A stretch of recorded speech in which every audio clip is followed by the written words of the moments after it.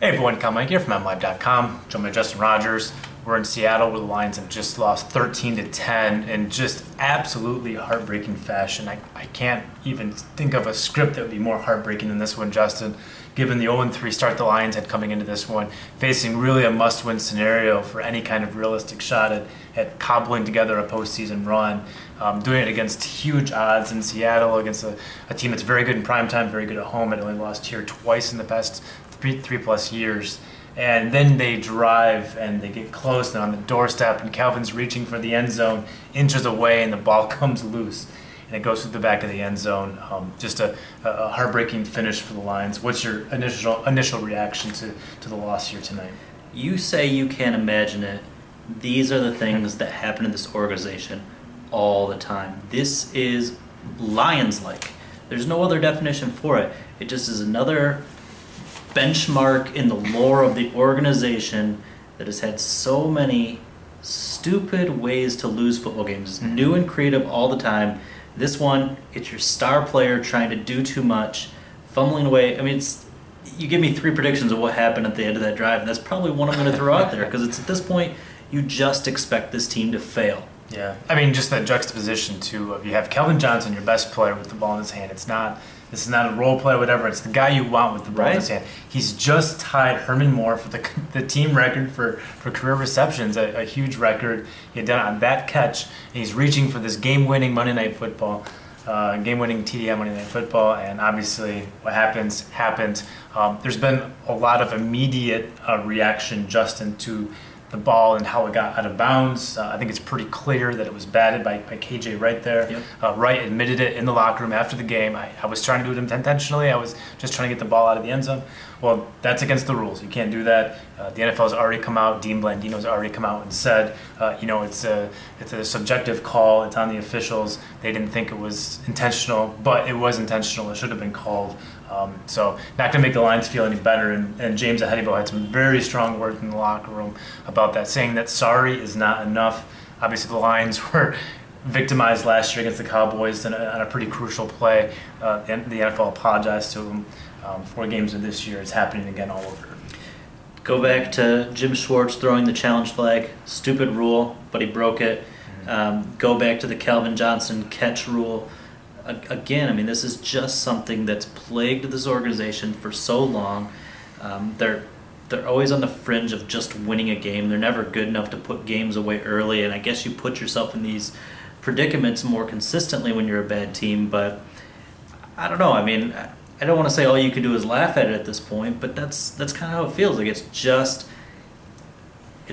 what the Lions do. It's kind of their calling card. Well, I think, in my opinion, you hit it, Justin, when you said that the Lions, they were victimized, right, by bad luck, by bad officiating, whatever it is, but they put themselves in this position. You look at tonight, 6 sacks, 3 turnovers forced by the defense. The defense came to play tonight. They did very good.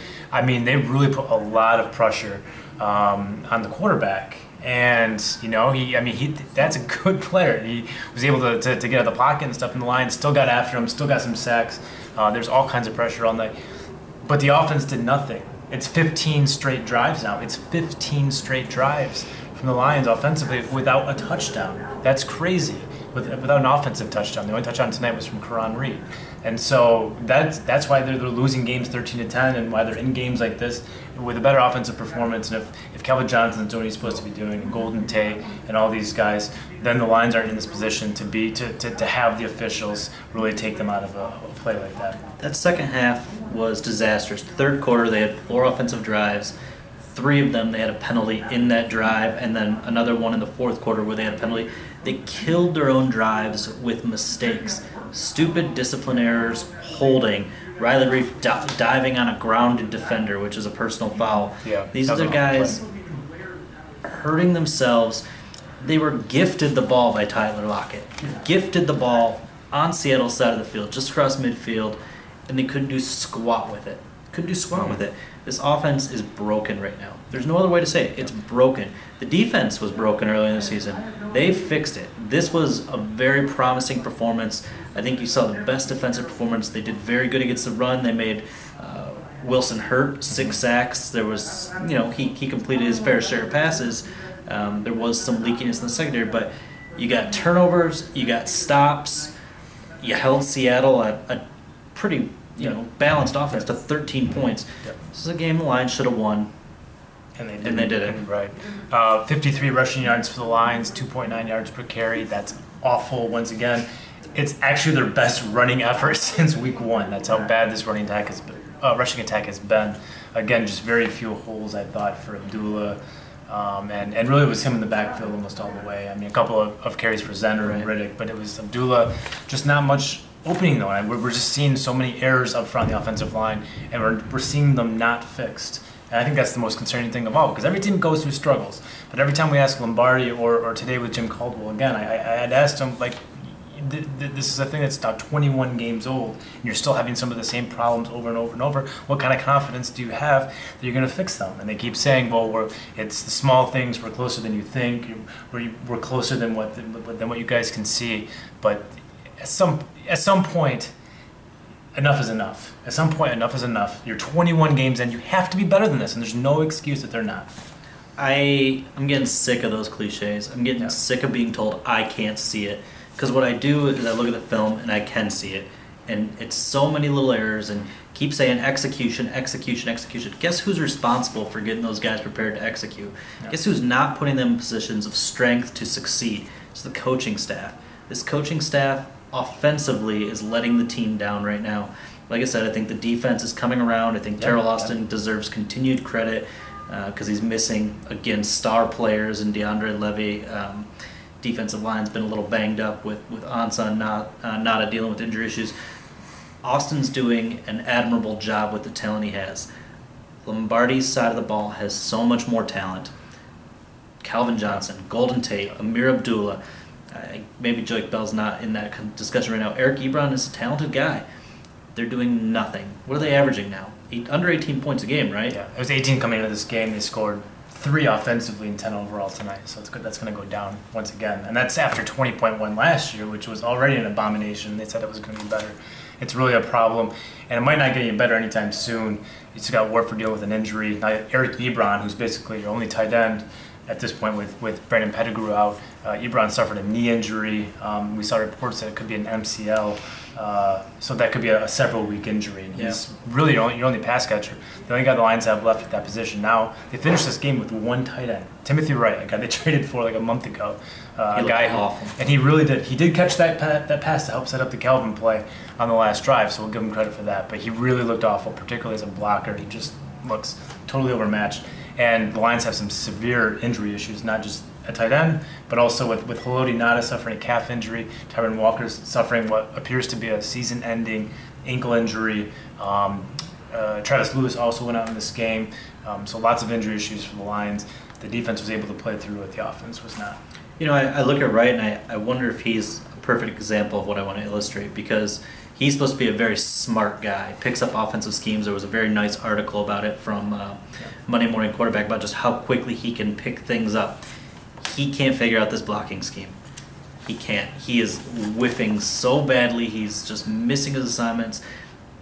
It's too complex. It's too complex. I think that's what it boils down to is there's too much information, too much is expected of these offensive linemen. There's too many variations of their alignments, their techniques, that they can't get good at a small number of things because they're being bad at a large number of things. Yeah, it's interesting, a little bit of an irony, I would say, in that we talk about this offense being complex, and it is. Every player I've talked to about the offense, particularly last year, talks about how complex it is, and yet opponents are still like figuring out tendencies, figuring out play tips and so forth. So it's very complex for the Lions, but they're still giving away tendencies, and whatever it is, it's not working. And there are no easy solutions, I think. I know a lot of people want Lombardi fired. I don't think that does anything productive, because what do you do at this point? What then? I like to ask that question. When people call for someone's head, what then? What do you do in place of Lombardi?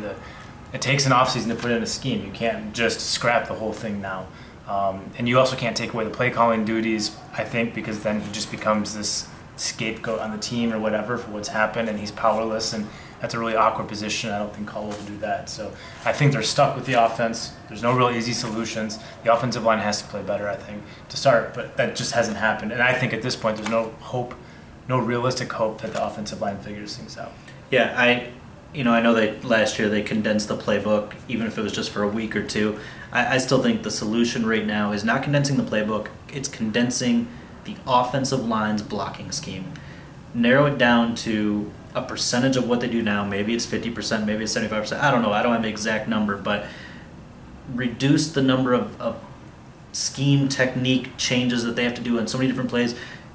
Narrow your focus, get good at something small, and build outward from there. It's like the city of Detroit.